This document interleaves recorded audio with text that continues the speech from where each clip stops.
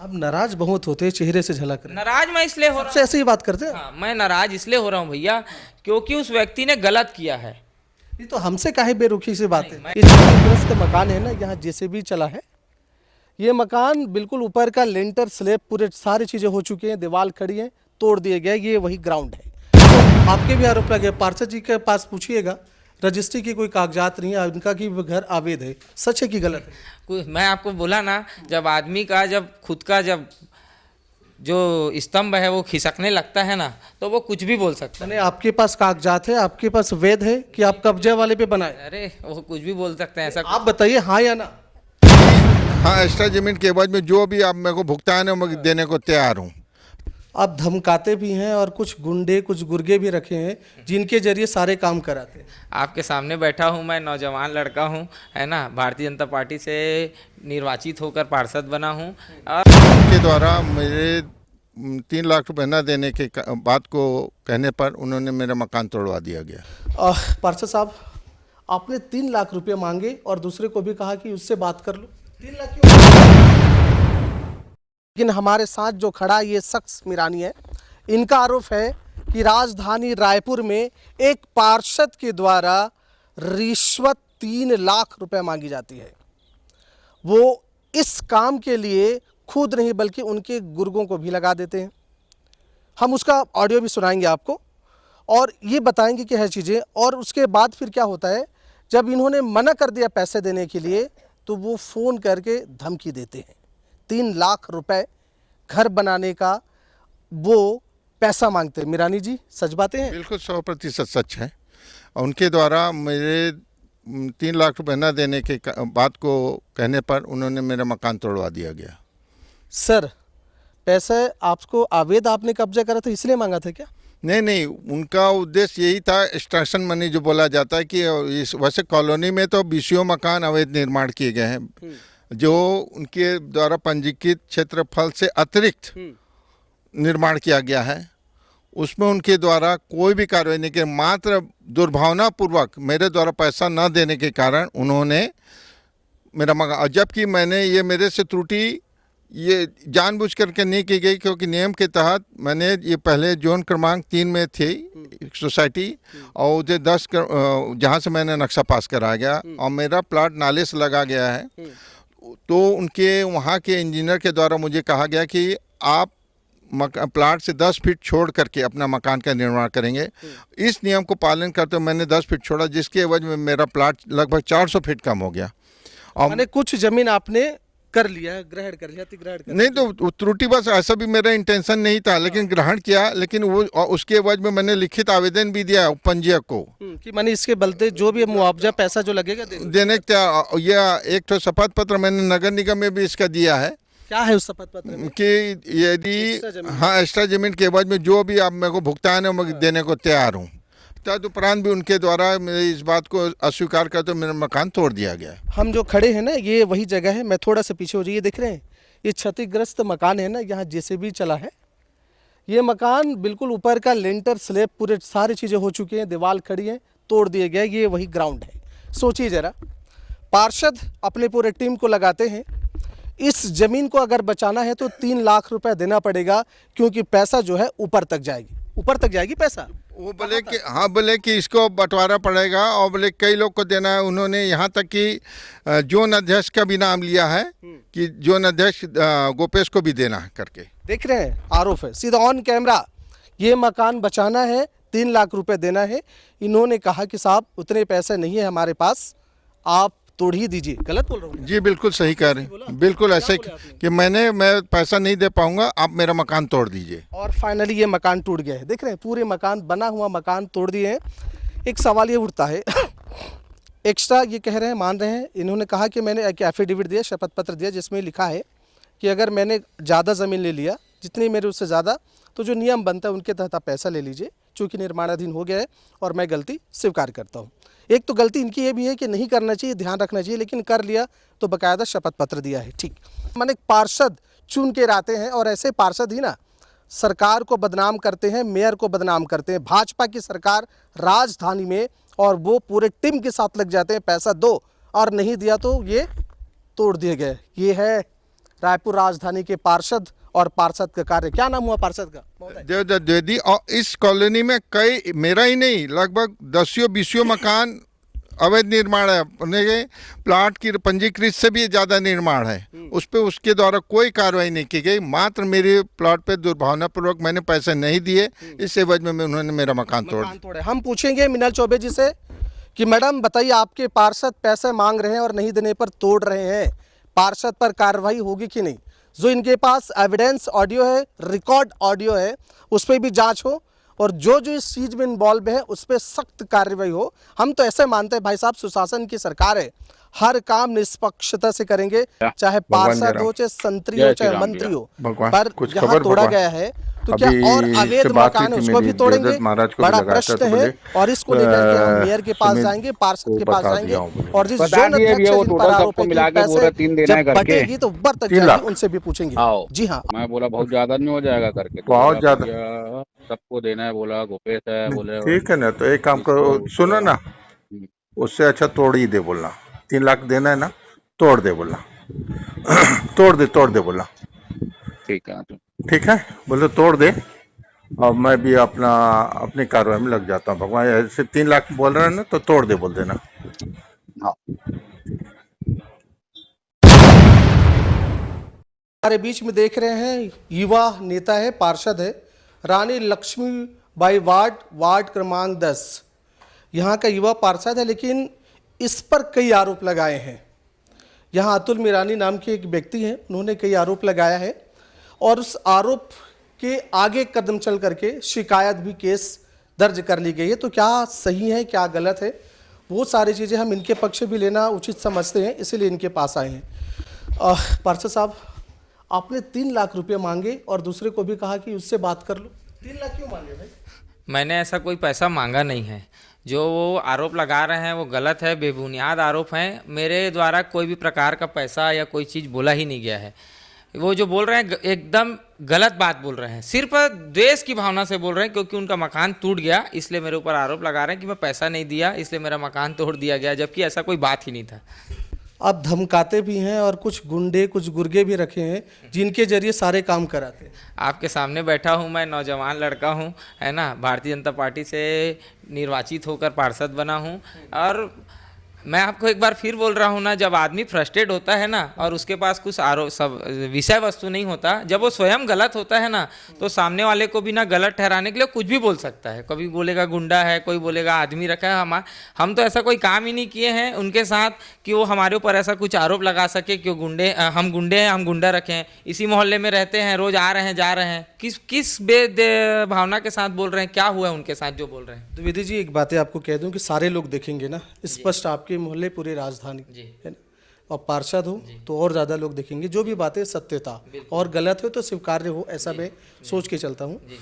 उनका कहना है सिर्फ मेरे घर को तोड़ा गया, जबकि मैंने शपथ पत्र में दिया था, साहब मैंने गलती से कुछ ज़मीन ज़्यादा कर लिया, उसका जो मुआवजा बनता है वो ले ले, लेकिन नहीं माना और सिर्फ 3 लाख रुपए दूसरे के नाम से उन्होंने मांगा, नहीं दिया तो तुड़वाए हैं। इसका ऑडियो रिकॉर्ड भी है। पूरी सोसाइटी ने मिलकर आज़ाद सोसाइटी के नाम से आवेदन दिया है और आज से नहीं, पहले कई साल से वो बता रहे थे कि आवेदन देते जा रहे हैं। मैं पार्षद निर्वाचित होकर आया तो मैं सिर्फ रायपुर जो नंबर 9 को ये निर्देशित किया कि जो आवेदन आ रहे हैं इस पर जांच कर ली जाए। और वो जब वो स्वीकार रहे हैं कि मैंने ज़मीन बढ़ा कर बनाया, तो किससे पूछ कर बढ़ा कर बनाया भाई?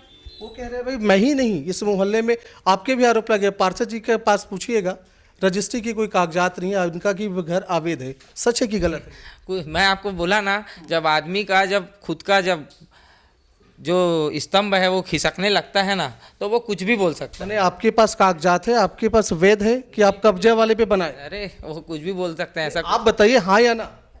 हाँ, हमारे पास जमीन है, हमारा खुद का घर है, हमारे रजिस्ट्री वाली हमारे पिताजी का मकान है, वो हमारे पिताजी के नाम पर है जी।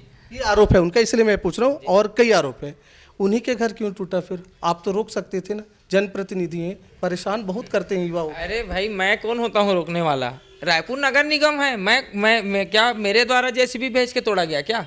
रायपुर नगर निगम का जेसीबी आया था और पूरी सोसाइटी ने एक व्यक्ति के नाम से शिकायत किया है है ना, इसलिए और जांच किया गया। ऐसा नहीं है कि रायपुर नगर निगम ने आज आवेदन किया और तोड़ दिया। उनको कई नोटिस दिए गए, उनको कई बार बातचीत के लिए कहा गया, कई बार सूचना दिया गया कि आप अपना जगह तो वो कर लीजिए, हटा लीजिए। तो पहले हटा देना था। अगर वो मान रहे हैं कि मेरे द्वारा गलत किया गया है, मैंने बढ़ा कर बनाया, तो क्यों नहीं हटाया? हटा देना था ना। हटाते तो आज नहीं मकान नहीं टूटता। हो सकता है अपने से हटा दे तो आज उनको इतना नुकसान नहीं झेलना पड़ता। उसका मकान टूटा है, इसका खुशी है क्या? नहीं, क्यों खुश होंगे भाई? किसी का घर है, वो किसी का घर है, इसलिए तो सोसाइटी के लोग उनको निवेदन कर रहे थे ना। ये आज का मामला नहीं है, ये पुराने कई समय से चलता आ रहा है। ऐसा नहीं कि 2 दिन में। आप भी अब जानकार हैं, पढ़े लिखे व्यक्ति हैं। मकान एक दिन में नहीं बनता, बरसों के मेहनत से और सालों लगते हैं मकान बनने में। और कई बार उनको सूचना दिया गया। जब कॉलम बताते हैं वहाँ के जो रहवासी हैं कि जिस दिन कॉलम खोदा गया उनको उस दिन से निवेदन करते आ रहे हैं। जब आदमी के अपना जब सीमा क्रॉस कर लेता है ना, तो फिर कोई दूसरा ऑप्शन नहीं, फिर कानून का ही डंडा है और कानून का डंडा उनके ऊपर चला है। आप कितने जानते हैं अपने कॉलोनी को? बहुत अच्छे से जानता हूँ। मैं इसी प्रगति नगर LIC कॉलोनी में रहा हूँ, पला हूँ, बड़ा हूँ। एक एक व्यक्ति से मेरा परिचय है। इसके लिए मैं मानता हूँ कि क्या मैं उनके नज़र में किसी परिचय का मोहताज नहीं हूँ। मैंने अच्छे से जानते, ये कहने ना जी। कितने अवैध मकान बने? अब जानते हैं तो अब तो पता होगा आपको। नहीं, मैं नहीं मानता ऐसा कोई अवैध मकान बना है वहाँ। माने जो लेआउट में है, जो जमीन है, 16 के बाद सीधा 18 चला जाता है या 19 चला जाता है, 17-18 का प्लॉट ही इसके नहीं। बारे में मेरे को कोई जानकारी नहीं। इसलिए मैंने पूछा कि आप जानते हैं कि नहीं, मैं व्यक्तियों को जानता हूँ। व्यक्ति के घर के जमीन जायदाद के पेपर थोड़ी जानूंगा भाई। आदमी को जानता हूँ कि ये भैया का घर है, यहाँ पर फलाना चाचा रहते हैं, यहाँ पर फलाना भैया रहते हैं, ऐसा जानता हूँ मैं। कौन अवैध बनाया, कौन वैध बनाया, मेरे को उसकी जानकारी नहीं, और मैं जानना भी नहीं चाहता। उनके द्वारा शिकायत किया गया, जो लोगों के द्वारा शिकायत किया गया, इसलिए हमने वहाँ पर निगम को बस ये कहा कि जांच की जाए और वाकई में जो भी सत्य है या गलत हुआ है उसमें बात की जाए। अगर उनका शिकायत ही नहीं आता तो मैं ज़बरदस्ती थोड़ी उनके घर चला जाता। अब तो उससे धमकाते हैं और थाने में शिकायत भी कर दी। नहीं, मैंने थाने में सिर्फ ये शिकायत किया है, आवेदन दिया है। अभी FIR वगैरह नहीं किया हूँ मैं। आवेदन दिया हूँ कि उनके द्वारा मेरे पर जो आरोप लगा रहे हैं वो गलत हैं, मेरे चरित्र को गलत बताने का काम वो कर रहे हैं।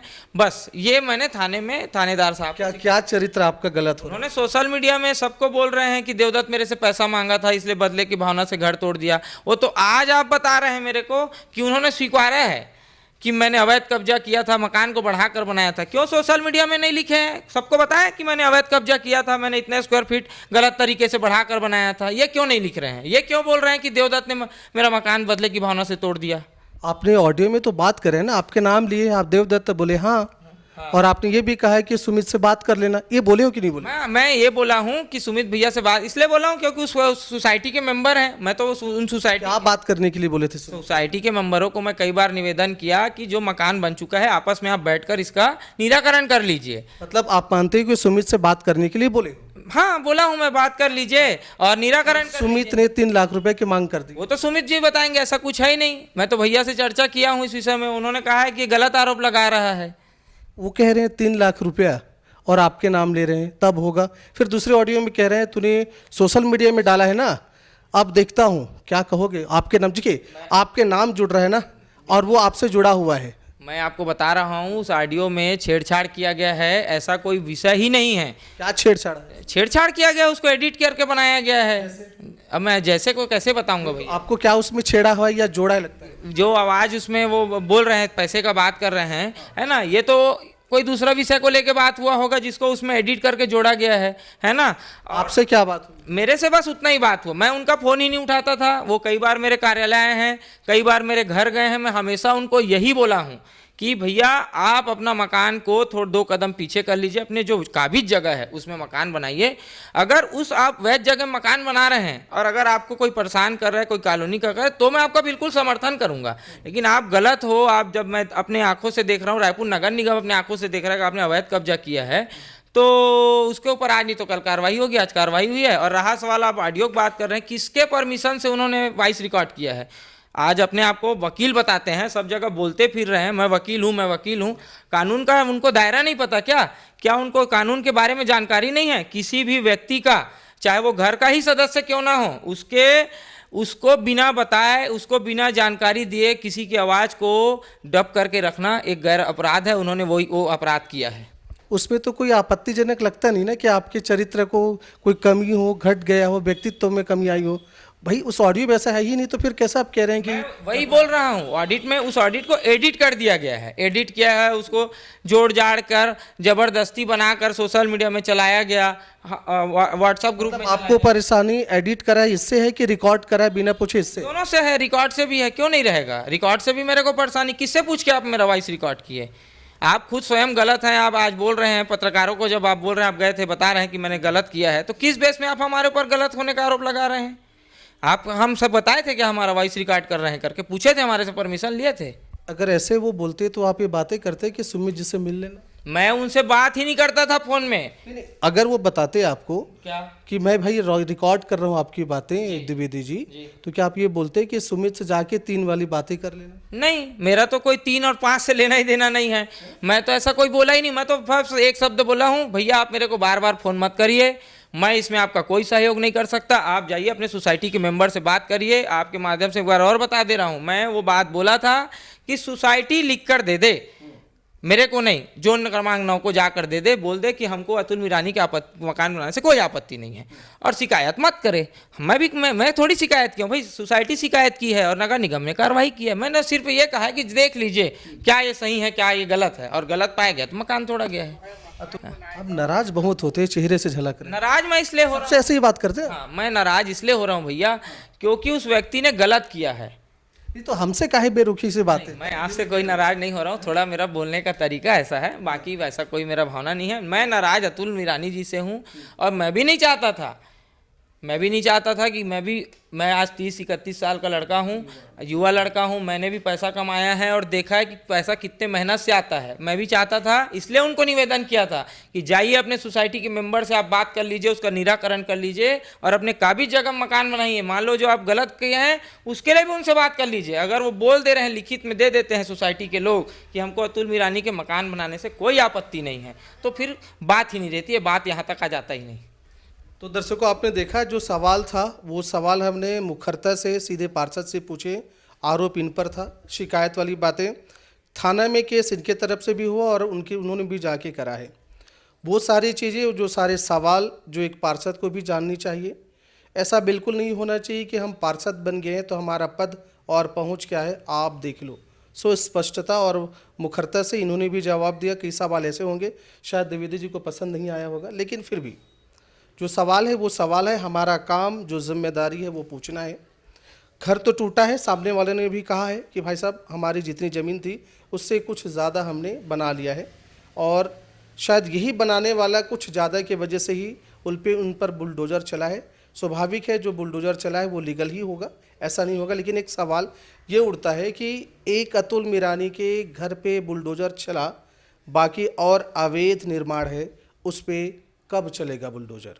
कब जोन अध्यक्ष, कब कमिश्नर और कब मीनल चौबे या मेयर मैडम जो है इस पर संज्ञान लेंगे, वो सारी उनसे भी हम बात करेंगे, पूछेंगे कि अब आगे क्या होगा। तो आप देख रहे हैं महानदी न्यूज़, मेरा विनम्र प्रणाम स्वीकार करें।